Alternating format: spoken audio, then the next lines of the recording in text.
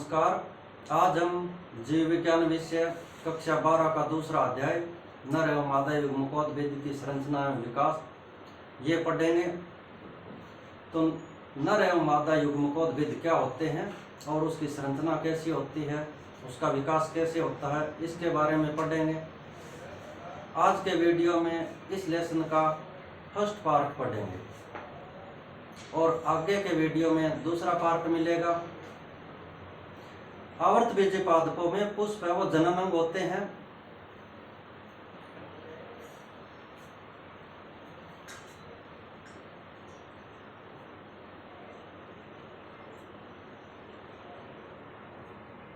और युग्मकोद्भिद अवस्था है वो जनन के दौरान होती है। युग्मकोद्भिद अवस्था अगुणित अवस्था होती है। पुष्प जननांग होते हैं और पुष्प एक रूपांतरित पर्व भी है।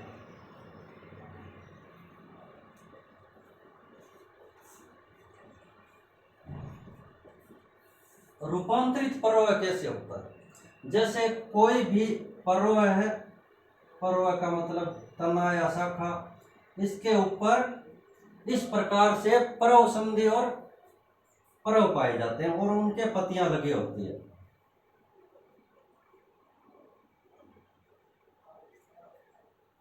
रूपांतरित पर्व का मतलब है ये बीच वाली जो पर्व है ये बिल्कुल पिचक जाए, सहत हो जाए तो ये बिल्कुल पास पास आ जाएगी और ये पत्तियां इस प्रकार से व्यवस्थित हो जाएगी और फूल जैसी संरचना इसमें बन जाएगी।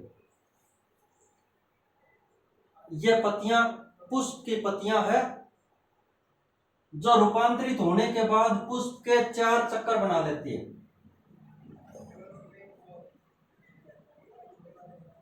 पुष्प के जो चारों चक्कर है वो कौन कौन से है? बाह्य दल पुंज,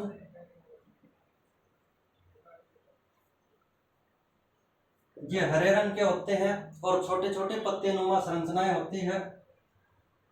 दूसरा है दल पुंज, ये रंगीन होते हैं और पत्तियों का ही रूपांतरण है। तीसरा पार्ट है पुमंग, ये नर जननांग होते हैं।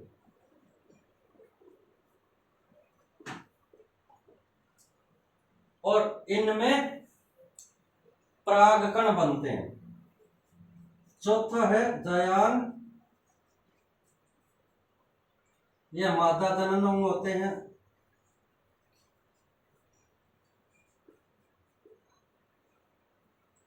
अब पुष्प के ये 2 चक्कर हैं और ये 2 चक्कर इनको उर्वर कहते हैं और ये बंध्य चक्कर होते हैं। ये सहायक या बंध्य चक्कर और ये जनन वाले चक्कर होते हैं। अब पहले पढ़ेंगे नर युग्मकोद्भिद की संरचना। नर युग्मकोद्भिद की संरचना पढ़ने के लिए हमें पुमंग, इसके एक भाग को क्या कहते हैं? पुंकेसर। पुंकेसर की संरचना पढ़नी जरूरी है। तो पुंकेसर की संरचना कैसी होती है? नर युग्मकोद्भिद की संरचना एवं विकास पढ़ने के लिए पुंकेसर एवं लघु बीजाणुधानी यह पढ़ेंगे। पुंकेसर क्या होता है? पुंकेसर नर जननांग होता है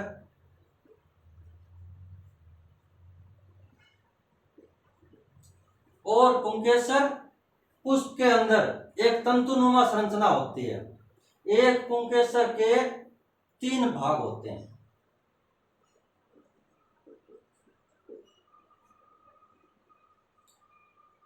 एक पुंकेसर के 3 भाग होते हैं। पुंकेसर जब पुष्प के अंदर होते हैं, सभी पुष्प पुंकेसर को मिलाकर पुमंग कहते हैं और एक को पुंकेसर। एक पुंकेसर के 3 भाग होते हैं। पहला है पुतंतु,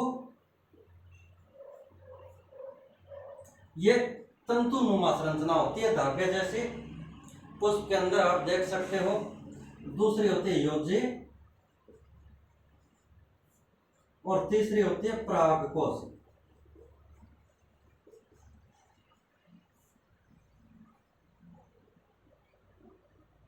देखने में, चित्र देखने में ये पुंकेसर ऐसा दिखाई देगा।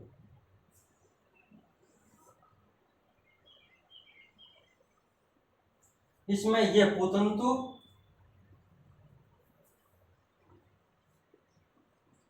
और जहां से पुतंतु पराग कोश के जुड़ा होता है वो योजी, और ऊपर पराग कोश।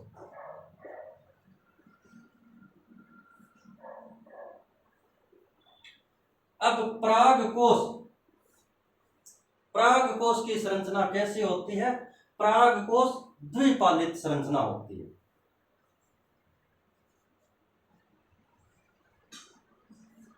लेकिन मालवेसी कुल में ये एक पालित होती है। द्विपालित संरचना, और प्रत्येक पाली में फिर 2 कोष्ठक होते हैं।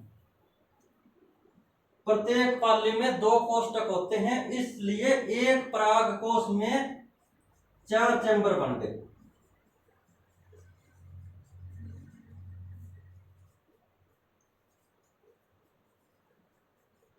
एक पराग कोश में 4 कोष्ठ बन गए। ये 4 कोष्ठ बाद में लघु बीजाणुधानी बनती है।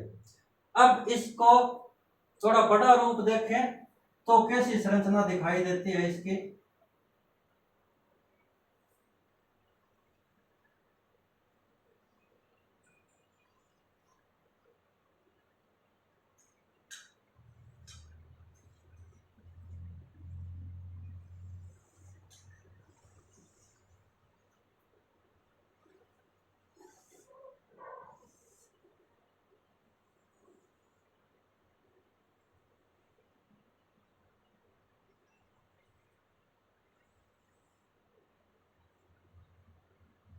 पराग कोश ऊपर से काटने के बाद, टीएस काटने के बाद कुछ इस प्रकार से दिखाई देगा। ये 4 पालियां हैं, 2 पालियां हैं, और इसके अंदर 4 लघु बीजाणुधानी है, 4 कोष्ठक है। ये चारों कोष्ठक लघु बीजाणुधानी कहलाते हैं। ये परिपक्व होने के बाद में यहां से फटती है, यहां से फटती है, और फिर पराग कोश, इसके पराग कण है वो बाहर निकलते हैं। अब ये संरचना कैसे बनती है, लघु बीजाणुधानियां कैसे बनती है, और इसकी भित्ति किस प्रकार से होती है? प्रारंभिक अवस्था में पराग कोश, ये पराग कोश का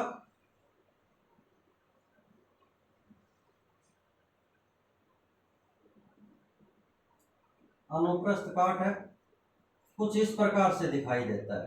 प्रारंभिक अवस्था में पराग कोश की एक बाह्य भित्ति होती है, और इसके अंदर सभी कोशिकाएं अविभेदित होती है, एक समान होती है। बाह्य त्वचा, इसके नीचे की कोशिकाएं जिसको हाइपोडर्मल कोशिकाएं कहते हैं,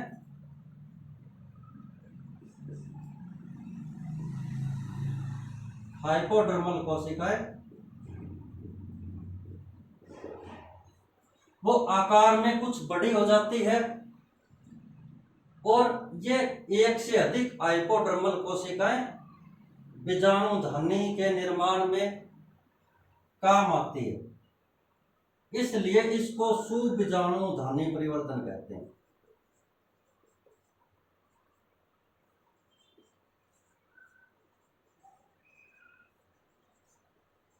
सुबीजाणुधानी परिवर्तन या यूस्पोरेंजिएट, क्योंकि लघु बीजाणुओं के निर्माण में एक से अधिक कोशिकाएं शुरुआत करती है।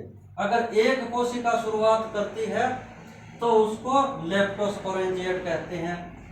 इस हाइपोडर्मिस कई कोशिकाएं आकार में बड़ी हो जाती है और उसका जीव द्रव्य अधिक होता है, उस कोशिकाओं को परपसु कोशिकाएं कहते हैं, या आर्किस्पोरियल सेल।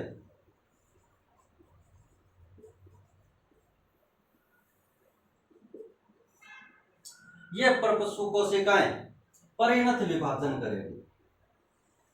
जैसे ये कोशिका है, परिणत विभाजन करेगी।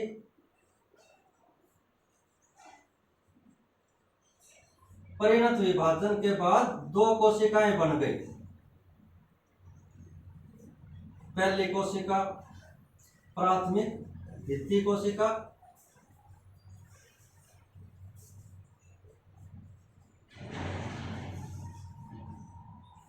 और दूसरी कोशिका प्राथमिक बीजाणु मात्र कोशिका।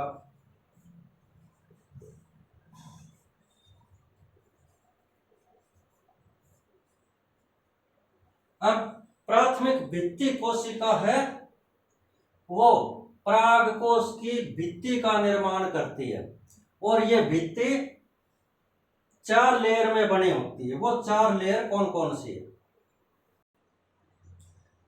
प्राथमिक भित्ति कोशिका परागकोश की भित्ति का निर्माण करती है। परागकोश की भित्ति में 4 परत होती है। पहली है बाह्य त्वचा, ये एक कोशिका मोटी बाह्य त्वचा होती है। दूसरी एंडोथीसियम या अंतरथीसियम,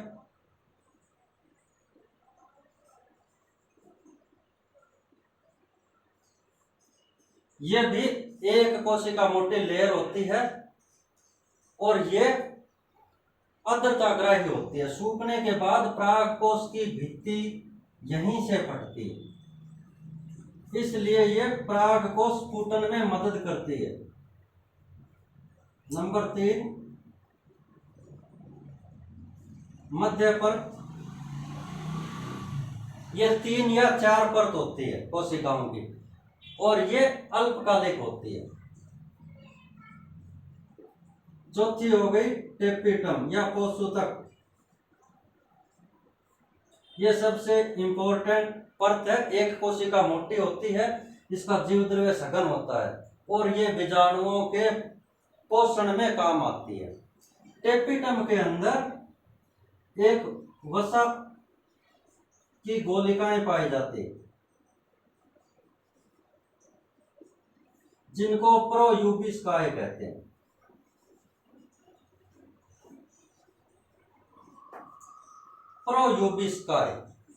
प्रोयूबिस्काए में स्पोरोपोलेनिन मिल जाता है।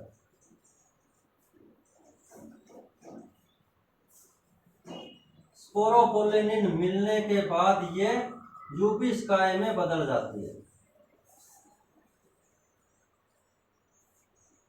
अब यूबिस्काए और स्पोरोपोलेनिन ये बीजाणुओं के पोषण में काम आती है और बीजाणु की भित्ति में स्पोरोपोलेनिन काम आती है।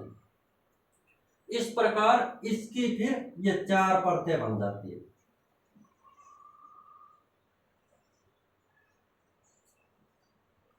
और 4 लघु बीजाणुधानी। अब लघु बीजाणु ये परागकोश स्फुटन के बाद कैसा दिखाई देता है?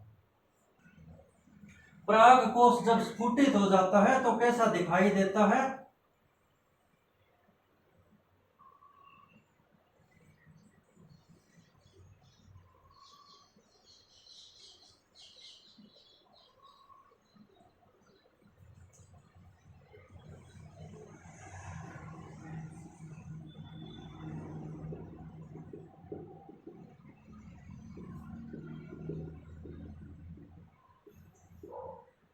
ये 4 लघु बीजाणुधानी है, 2 एक साइड में 2 एक साइड में, और ये बीच में से फट जाता है और ये परागकण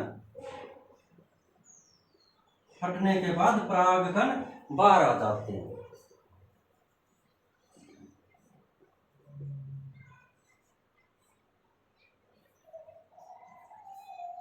ये प्राथमिक भित्ति कोशिका का ये कार्य है। दूसरी कोशिका इसकी होती है प्राथमिक बीजाणुजन कोशिका। अब प्राथमिक बीजाणुजन कोशिका का कार्य क्या है वो देखो।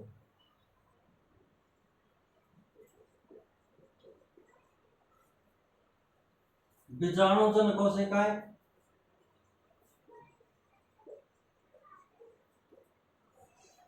ये बीजाणुजन कोशिकाएं बीजाणु मात्र कोशिकाएं में बदल जाती है। बीजाणु मात्र कोशिका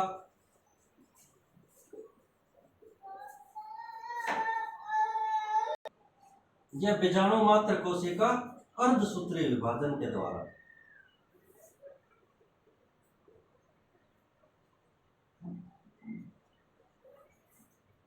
चार बीजाणुओं का निर्माण करती है।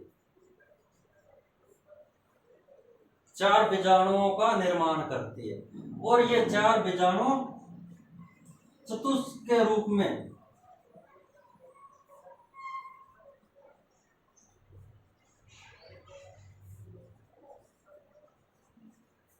व्यवस्थित होते हैं। बीजाणु मात्र कोशिका टू-1 होती है और अर्धसूत्रीय विभाजन के बाद बीजाणु है वो अगुणित होते हैं। ये चार बीजाणु चतुष्क के रूप में कैसे चिपके रहते हैं, इसकी व्यवस्था 5 प्रकार की होती है। पहले है चतुष्फलकीय,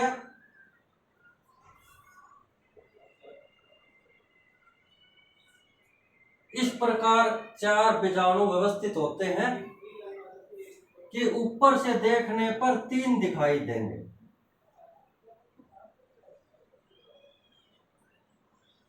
ये व्यवस्था चतुष्फलकीय व्यवस्था कहलाती है और ये सभी द्विबीजपत्री पादपों में पाई जाती है।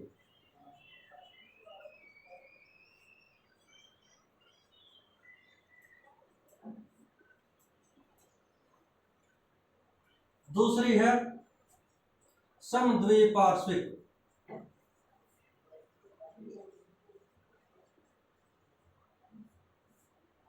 इस प्रकार ये चारों बीजाणु समद्विपार्श्विक अवस्था में होते हैं और ये फिर एक साइड से देखने पर चारों दिखाई देंगे।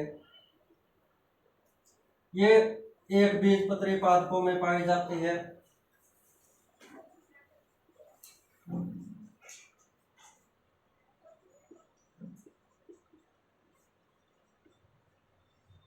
तीसरे प्रकार की व्यवस्था है क्रोशित।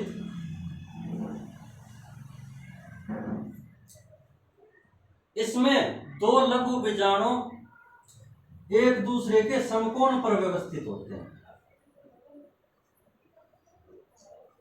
दो लघु बीजाणु इस प्रकार दिखाई देंगे और दो इसके समकोण पर दिखाई देंगे। यह क्रोशित व्यवस्था मैग्नोलिया में पाई जाती है।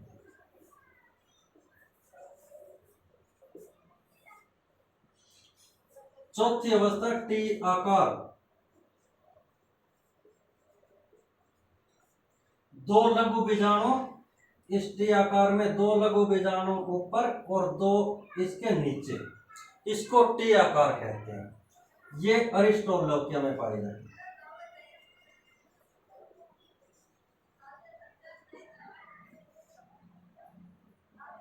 और पांचवा प्रकार है रैखिक।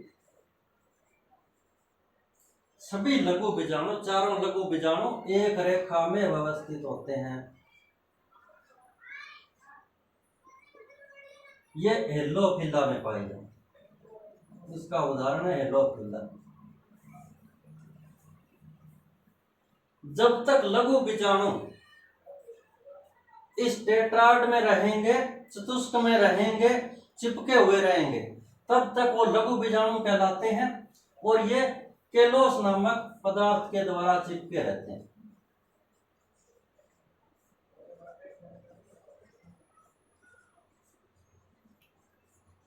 केलोस नामक पदार्थ के द्वारा चिपके रहते हैं और केलोस एक केलेस नामक एंजाइम के द्वारा यह अपघटित हो जाता है और बीजाणु अलग अलग हो जाते हैं। अलग अलग बीजाणु होने के बाद वो परागकण कहलाते हैं। कुछ पादपों में परागकण आपस में मिलकर एक विशिष्ट संरचना बनाते हैं जिसको पोलिनियम कहते हैं। पोलिनियम, पोलिनियम क्या होती है? ये आंख में पाई जाती है, केलोट्रोपिस में। ये बीजाणु मिलकर एक विशिष्ट संरचना बनाते हैं। इस प्रकार की इसके अंदर बहुत सारे ये परागकण एक साथ जुड़े होते हैं। इस संरचना को पोलेनियम कहते हैं। ये कैलोट्रोपिस में पाई जाती है। इसके अंदर परागकण होते हैं।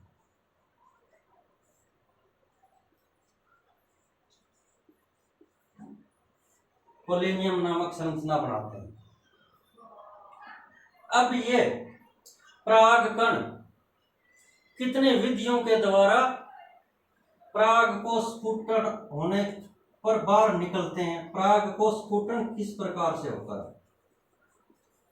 पराग कोश का स्फुटन ये 4 प्रकार का होता है। अनुप्रस्थ स्फुटन,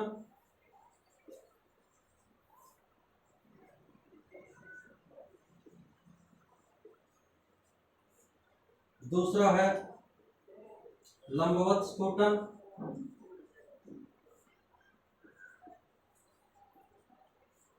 तीसरा है छिद्रित और चौथा है कपाटीय। 4 प्रकार से परागकोश फट सकता है और ये परागकण बाहर आते हैं।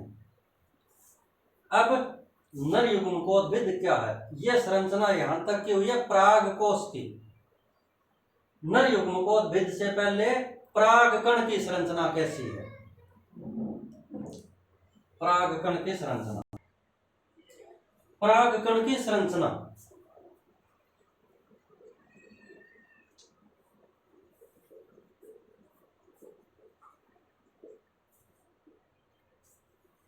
यहां से आ जाए। नर युग्मकोद्भिद की संरचना एवं विकास समझाइए, तो यहां से ही शुरू करना है। परागकण की संरचना।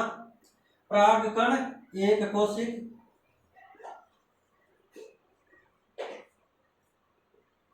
एक केंद्रकीय,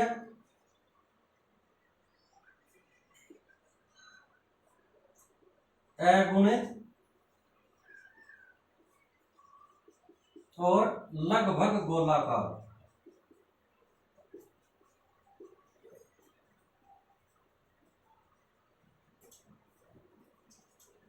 इस प्रकार का परागकण होता है और इसकी 2 भित्ति होती है, अग्जाइन और इंटाइन।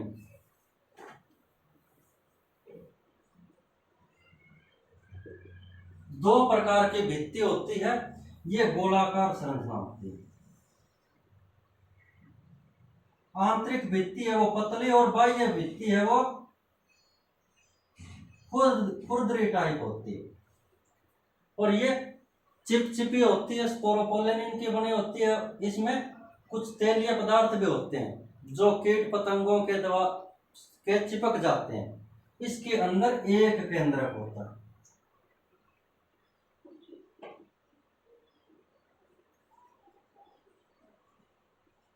इस प्रकार की परागकण की संरचना होती है। परागकण की संरचना के बाद नर युग्मकोद्भिद।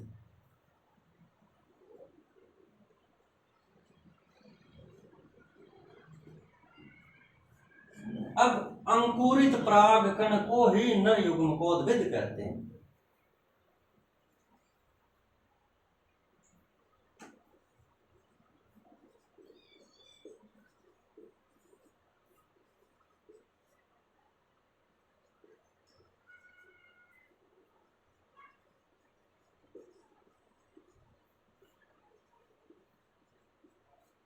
अंकुरित परागकण को नर युग्मकोद्भिद कहते हैं।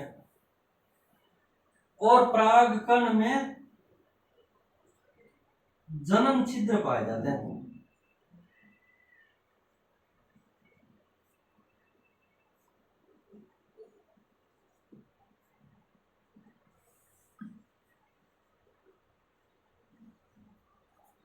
अंकुरण के समय परागकण कैसा होता है? परागकण की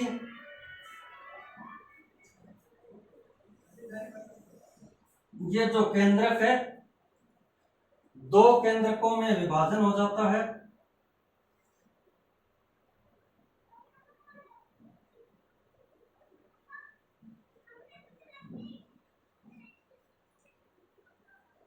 दो केंद्रकों में विभाजन हो गया। एक कोशिका छोटी मसूराकार, उसको जनन कोशिका कहते हैं।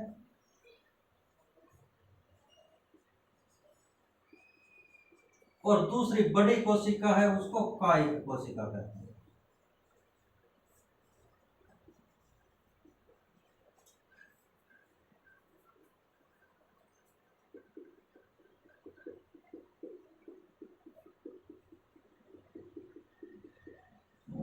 इस अवस्था में परागण होता है। जब ये दो कोशिकीय अवस्था में परागण होता है, परागण होने के बाद जब ये वर्तिकाग्र पर पहुंचता है,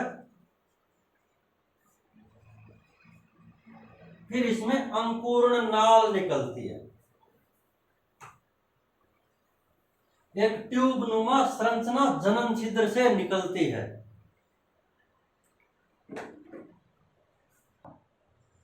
नर युग्मकोद्भिद का परिवर्धन परागण होने के बाद वर्तिकाग्र पर परागण पहुंच जाता है और ये परागकण अंकुरित हो जाता है। अंकुरित होने के बाद पराग नलिका का निर्माण करता है। जनन छिद्र के द्वारा एक नलिका बाहर आती है, उसको पराग नलिका कहते हैं। और पहले जो जनन कोशिका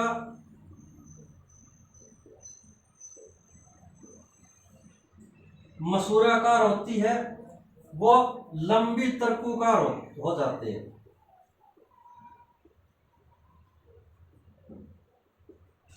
तर्कु के आकार की लंबी हो जाती है और इस पराग नलिका में आ जाती है जनन कोशिका।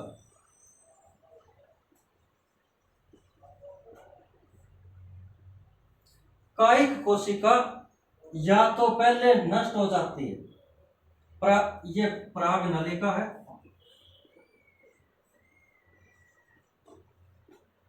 कायिक कोशिका या तो पहले नष्ट हो जाती है या पराग नलिका में आने के बाद कायिक कोशिका नष्ट हो जाती है।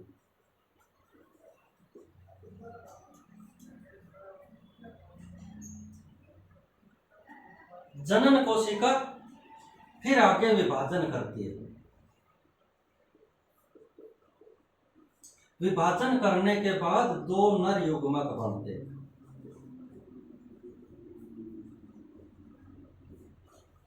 जनन कोशिका के विभाजन के बाद दो नर युग्मक बनते हैं। ये नर युग्मक अगुणित होते हैं। इस प्रकार नर युग्मकोद्भिद का परिवर्धन होता है। इसका अगला पार्ट दूसरे वीडियो में बताएंगे।